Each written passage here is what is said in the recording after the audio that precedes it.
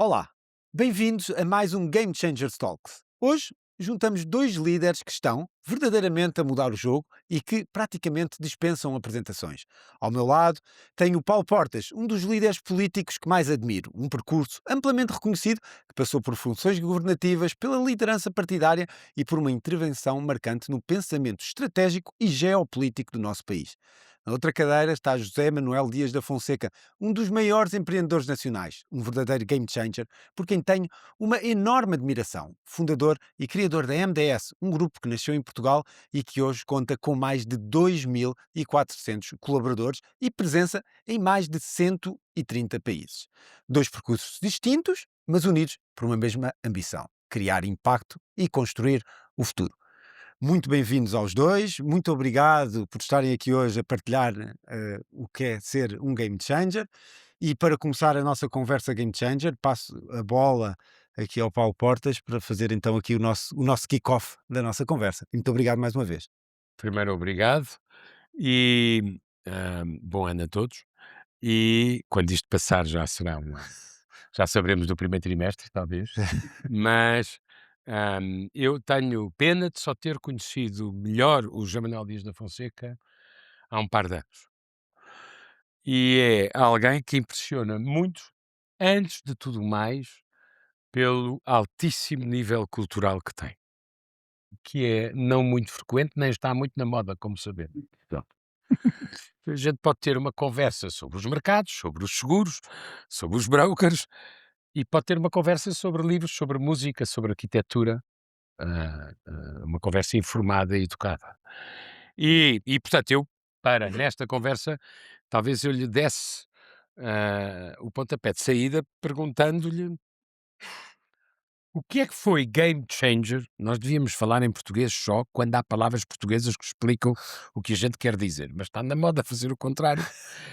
O que é que foi realmente game changer na sua carreira? Bom, na minha carreira profissional, eu diria que foi uma conversa que um dia eu tive com o presidente do BPA.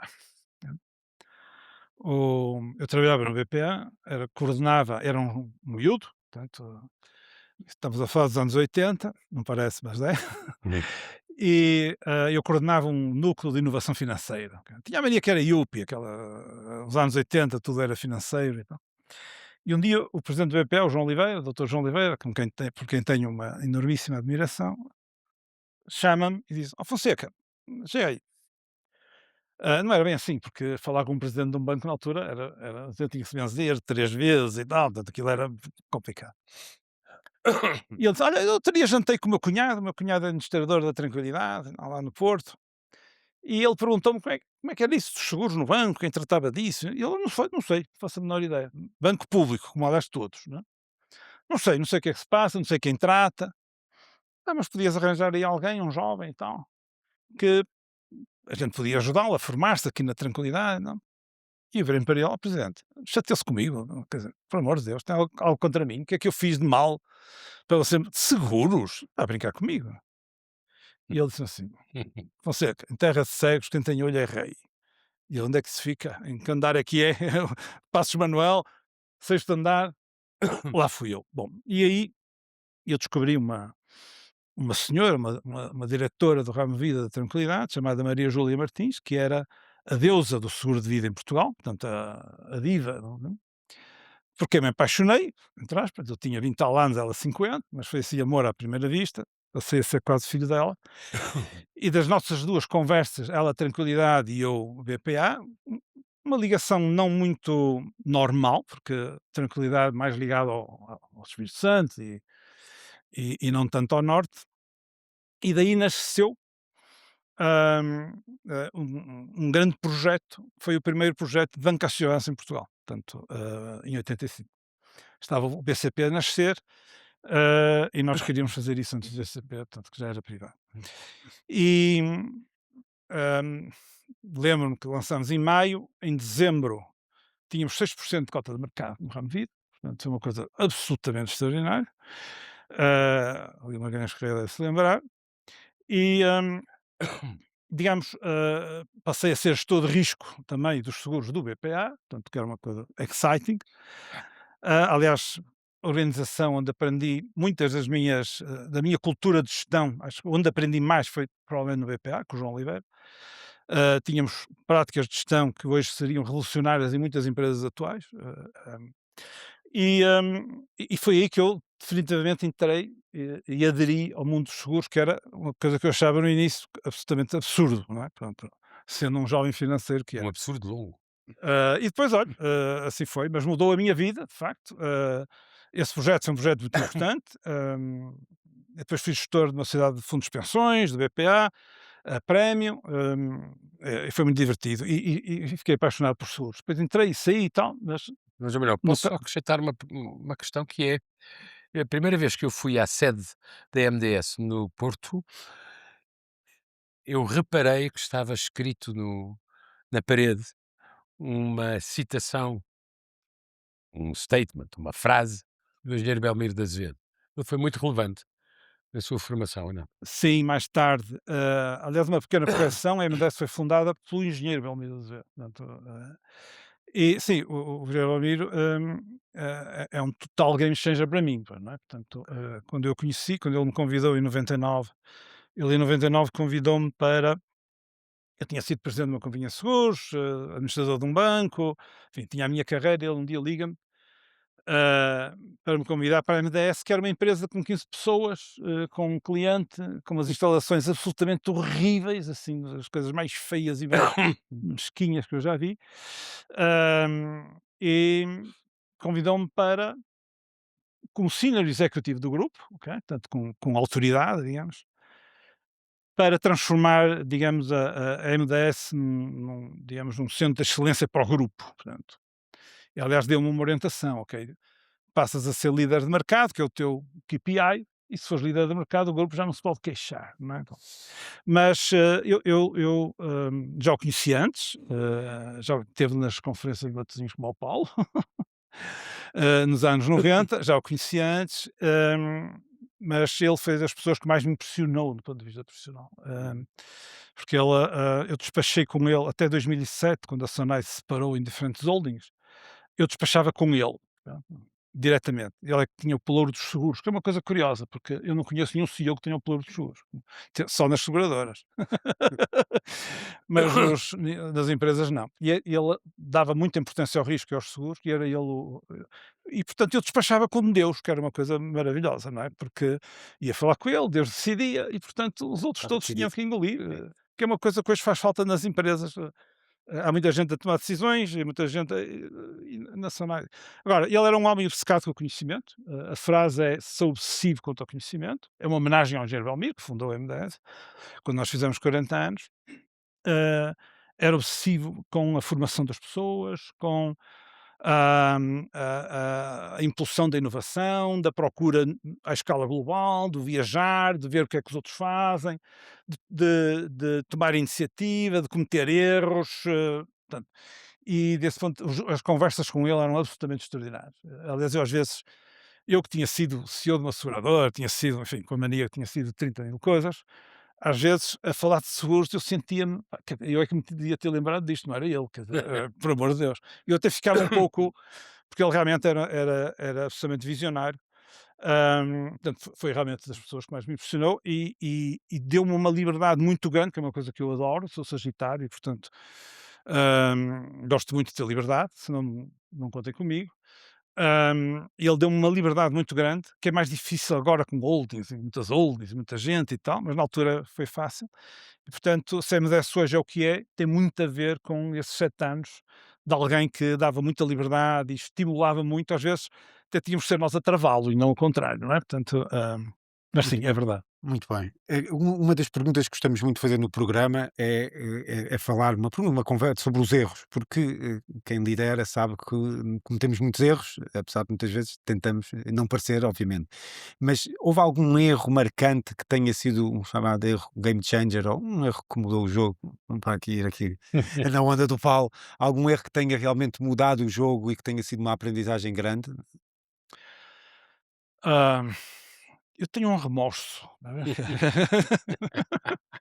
Tenho um remorso, não sei se foi um erro, pá, mas eu trabalhei 6 anos no BPA, e fizemos coisas incríveis no BPI, era um banco absolutamente extraordinário.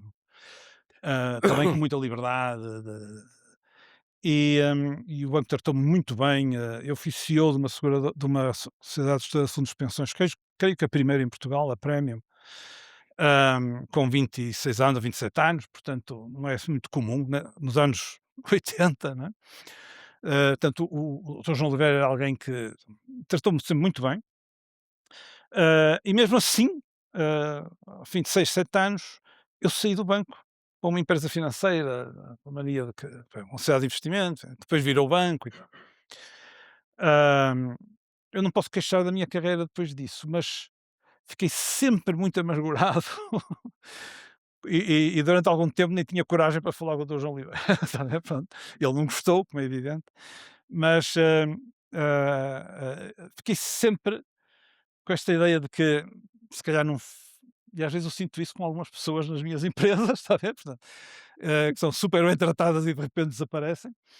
Hã, eu fiquei sempre com esse remorso, está a ver, uma espécie de complexo de culpa, que ele nunca me foi sempre correto, de vez em quando estou com ele no Porto, gosto muito de estar com ele, ele está retirado, mas eu fiquei sempre com esse remorso, está a ver, com Bem, não sei o que ia ser a minha carreira, se calhar muito mais, de outra natureza, não me queixo do que aconteceu a seguir, mas é algo que ainda hoje, às vezes penso muito nisso. Mas é portanto um erro virtuoso, porque a carreira a seguir Talvez, mas o eu remorso está lá. eu acho que é preciso sempre lembrar as pessoas que o erro faz parte do método científico. E como a gente acredita na ciência, é sempre preciso lembrar que só se acerta depois de errar, quase sempre. Mas eu Aliás, talvez tenha um desculpe, na remorso. SONAI era um dos valores, Era um dos valores, era a o direito ao possibilidade de erro. errar, direito ao erro, com limites. Sim, não convém exagerar. e rápido. Não és 3 vezes seguidas. Ok. A pergunta é uma pergunta paralela, talvez eu tenha também esse remorso, que é, o Miguel estava-lhe a falar do erro, e eu, que só fui chamado a governar em tempos sombrios, ou estávamos em déficit excessivo, ou estávamos falidos, Ok. etc. Protetorado. Pronto, nunca tive a sorte de governar em crescimento. Mas, hum, o qual é que foi a decisão mais dura de que o José Manuel se lembra na sua vida profissional? Foi despedir 2 CEOs. Eu despedi 2 CEOs no Brasil. Foi assim uma coisa sempre, muito complicada. Sobretudo um, com quem me dava muito bem, que fiz uma jornada de amizade grande, mas que a partir de certa altura as coisas não funcionavam. E, esse é muito difícil isso, porque é muito pessoal, é muito emocional, é muito humano. Trabalhámos 10 anos juntos, 8 anos juntos, batalhámos muito, e nós não sabemos fazer a americana, não é? Que vão lá uns advogados, chamam para uma reunião, caro amigo, toma um cheque e vai e tal. Nós não sabemos fazer assim. Se é que não lhe dizem: "Ocupa a tua casa". Exato. E leva o teu computador e leva o teu carro. Como nós não sabemos, e ainda bem, foi um processo difícil, ah, que me fez ainda por cima, ao desligá-lo, digamos, em 2017, eu assumi a função de CEO do Brasil, em acumulação durante um ano, que me fez, aliás, quase viver no Brasil, o que também teve o seu lado simpático. Mas foi uma decisão difícil, a decisão propriamente dita. Aliás, está aqui um colega que era do board da MDS na altura e, portanto, foi da SONAI, foi testemunha disso. A decisão propriamente intelectualmente é fácil, digamos, mas depois a execução é muito difícil, sobretudo a parte humana é muito complicada e, portanto, mas também o que se passou a seguir correu muito bem, portanto, mas foi difícil. Muito bem. E quando nós falamos de liderança, há diferenças grandes entre líderes e gestores. O que é que podemos dizer que marca esta diferença entre um bom líder e um gestor?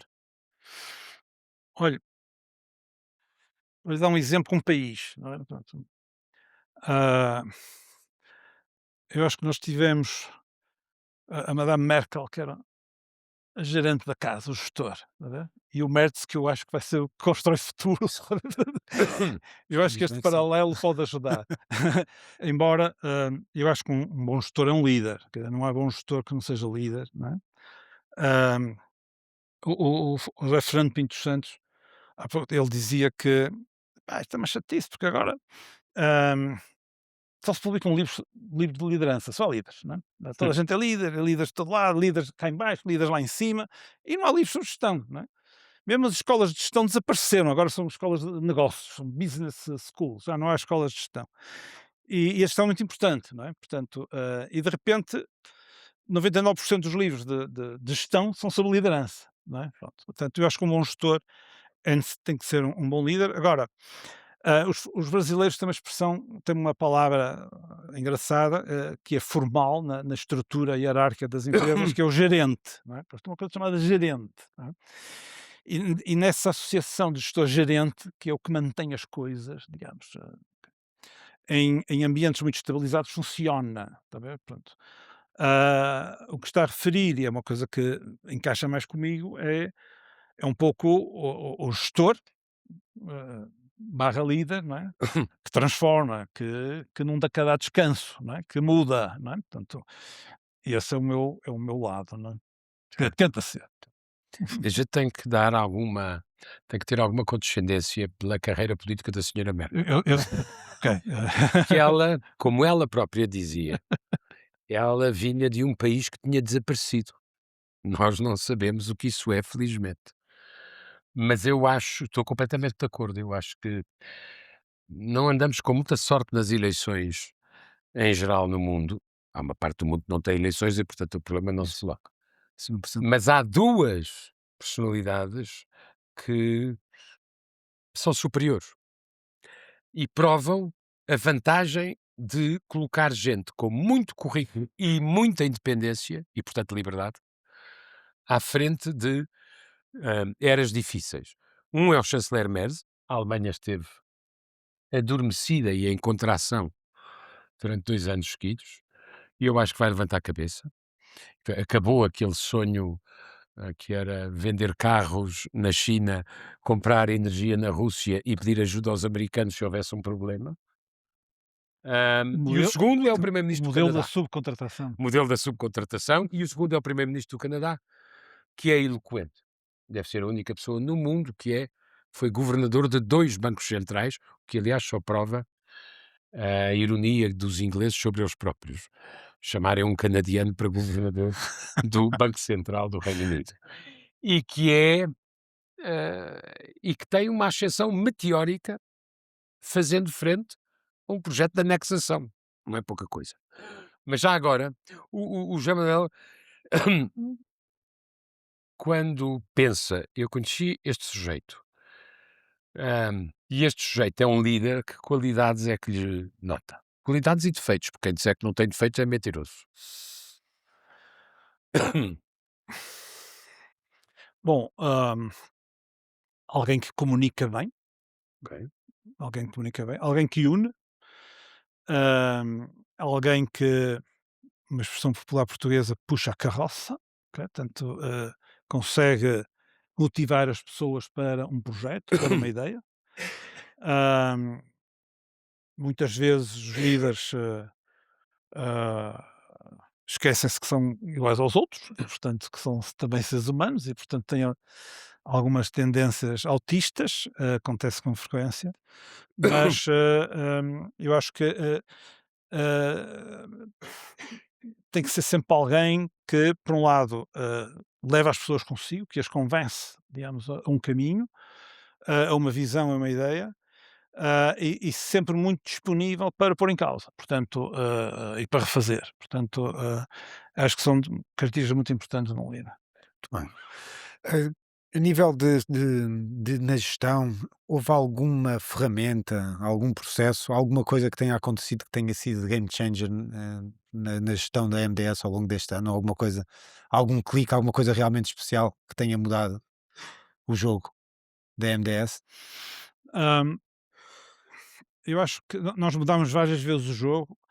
Ah, eu acho que nós, ao longo dos últimos 20 e tal anos, Fomos uma empresa sempre muito inovadora no mercado português. E há muitas coisas que aconteceram no mercado português pela primeira vez com o MDS, né. Portanto, posso falar aqui algumas, e fizemos muitas coisas que nem as seguradoras fizeram, ok? Pronto, e nesse sentido acho que marcamos muito o mercado. Hã, mas eu acho que quase todas elas foram possíveis por causa de certo tipo de pessoas que se juntaram à MS e portanto, não foi tanto processos, não foi tanto um livro de gestão que me inspirou, não foi tanto uma tecnologia, mas sobretudo people, não é? People em diferentes áreas, people que ajudaram muito a transformar. Aliás, uma empresa como a nossa é no essencial people, portanto pessoas, não é? Portanto, e quando eu digo pessoas não é só muito bons profissionais, é muito bons profissionais e muito boas pessoas. Portanto, que é uma coisa crítica. Portanto, gente com caráter e com espírito colaborativo, etc. Mas foi sobretudo certo, ao longo desses últimos 25 anos, nós integramos e conseguimos captar e atrair pessoas para a MDS que ajudaram muito a transformar a MDS. E, portanto, eu diria que é sobretudo people. Muito bem. José Manuel, há uma coisa que eu acho que é importante as pessoas perceberem, nem sempre é evidente. Como é que foi o salto da MDS para a Brokers Link? Ok. Nós Porque tem quando, um tema de escala, não é? é, nós quando começamos, éramos um broker relativamente pequeno, que tínhamos um cliente muito grande, que era a Sonai, e que estava em vários países do mundo. Ahm, e um dos nossos competidores típicos são as grandes multinacionais americanas, que estão em todo o mundo. Ok? E nós éramos um bocadinho naif também, nessa altura, assim, e tínhamos que concorrer com esses brokers que estão em todo lado. Não é? Ahm, porque eles são impiedosos, não é? Portanto, se eu lhes dou um negócio na Alemanha para um cliente meu na Alemanha, ele depois vem cá a Portugal e vai-me roubar. Portanto, achámos que tínhamos que fazer qualquer coisa, digamos, internacional que nos protegesse também disso e que permitisse servir os nossos clientes internacionais. A Sonai era um caso muito claro, porque estava em muitos países e queria ser servida por nós. Não é? E nós já tínhamos alguns parceiros, um em Espanha, um em França, no Brasil. E um dia fizemos 20 anos, no Porto, fizemos uma conferência com o engenheiro Almir sobre risco, blá, blá, blá, e juntámos esses 5 parceiros com que na altura trabalhámos, e eu comecei a pensar na ideia de fazer uma rede europeia de brokers que se pudessem juntar para uma coisa que eu não sabia muito bem o que era. E convidei esses brokers, esses parceiros, para um almoço antes dessa conferência no Porto Palácio. E vendi-lhes a ideia: se a gente fizesse uma coisa e tal, podia crescer. E não?" E eles: isso é uma boa ideia e tal, mas e agora como é que fazemos a seguir? E eu fui à minha pasta, tirei lá uma brochura, um draft de uma brochura, tirei lá um nome, brokerzinho, tirei lá um logo, olha, está aqui. E eles: epá, então vamos arrancar. Isto começou com 5 brokers: Alemanha, França, Espanha e Portugal. A que se juntou o UK. Portanto, começámos 5 tolinhos, digamos, a gente não fazia muito bem a ideia do que aquilo poderia ser. Estamos a falar de 2004. E aquilo correu tão bem que, a partir desse grupo de 5 empresas, construímos hoje uma que é das maiores organizações de distribuição de seguros do mundo, se não a maior. Ok? Portanto, está em 135 países, representa 80 bi de dólares de prémios, tem alguns dos maiores brokers do mundo associados, liderado por um português desde o início, fundada no Porto, hoje é uma empresa suíça. Ahm, ah, o Paulo conhece bem, já esteve em 2 dessas conferências mundiais, é uma espécie de ONU, mas é uma coisa portuguesa, feita por portugueses. Hoje não, a equipa tem Portuguesa e do Porto. e do Porto. Então, Nem sequer de Lisboa. Tem uma equipa com dinamarqueses e com russos e com espanhóis e com franceses e portugueses, mas é hoje uma das maiores organizações do mundo nessa área. Em que também muito estimulado pelo Belmiro no início, pela Sonai, havia uma grande abertura para conquistar o mundo, não é? Portanto, e hoje é de facto uma organização muito importante, talvez a maior rede mundial da corretagem e empresas associadas à gestão de risco. E nasceu assim, portanto, enfim, muita coisa passou. Mas é hoje uma marca mundial muito importante. Muito bem, estamos mesmo a ficar sem tempo, portanto, 2 perguntas muito rápidas só para terminar. A primeira, um conselho a um jovem líder ou ao jovem Zé Manuel com 20 anos? Um conselho rápido. Ok, não ter muita pressa. Não Pronto. ter muita pressa, ter calma, ok? Não querer tudo, nos primeiros 6 meses. Ter algum cuidado em fazer muitos planos, está a ver? Aconselho a ter os olhos muito bem abertos e não ficar stuck num plano, portanto, flexibilidade, mas sobretudo ser muito curioso, aprender muito e trabalhar muito quando se é jovem e tem muita energia e portanto, e ganhar tempo, ok? Porque senão fica-se velho muito rapidamente. Muito bem. E última, o que é que foi game changer na vida? Foi a possibilidade que eu tive, ah, por ter uns pais que apesar de ser de classe, digamos, pequena burguesia, digamos, de Matosinhos, que não sei como me deixaram viajar desde os 14 anos sozinho, ok? Ou com outro colega com 14 anos. E portanto eu desde muito cedo descobri o mundo, com 14 anos, primeira vez em 71, portanto imaginam que era 71 Portugal, não é? Um país um pouco a preto e branco, ok? Aliás, conto uma história com piada, mas fomos para Paris, fomos para Amsterdã, fomos para Bruxelas, descobrir o mundo e depois a partir daí viajei sempre imenso, não é? E portanto, não como hoje, não em Rainés, portanto, comboio, Sudexpresso, mochila às costas, dormi na praia, dormi na estação de Caminhos de Ferro, conhecer muitos jovens de todo o mundo, não é? Eu acho que isso mudou completamente a minha vida. E lembro-me quando cheguei a Paris a primeira vez, fiquei com a ideia que estava em Marte, está a ver? As raparigas de saia curta, os rapazes de cabelo comprido, aquelas coisas todas, as tabacarias cheias de revistas a cores e tal. E lembro quando bebi a minha Coca-Cola e disse: sou um homem livre, estou a beber Coca-Cola. E portanto, mas isso depois, viajei sempre muito, atrás da música também, atrás dos museus, atrás dessas coisas todas, mas isso fez com que também todas as empresas onde eu estive, hum, usei muito isso, ou isso foi muito útil. E portanto fui sempre muito internacional em todo o lado onde estive. Isso, ter começado, fiz as vindimas 7 anos em Bordeaux e portanto convivi 7 anos seguidos, mês e meio numa família, na mesma família francesa e portanto sou muito francófono também por isso. Hum, e estudei 1 ano em Paris, fiz uma pós-graduação em Paris 1 ano e portanto, eu acho que isso moldou-me completamente. Muito bem. Chegamos então ao fim. Muito obrigado. Um obrigado muito especial aos nossos 2 convidados e muito obrigado a todos os que estão desse lado e também obrigado hoje à plateia fantástica que temos aqui no Sheraton, de Lisboa. Muito obrigado a todos e até para a semana.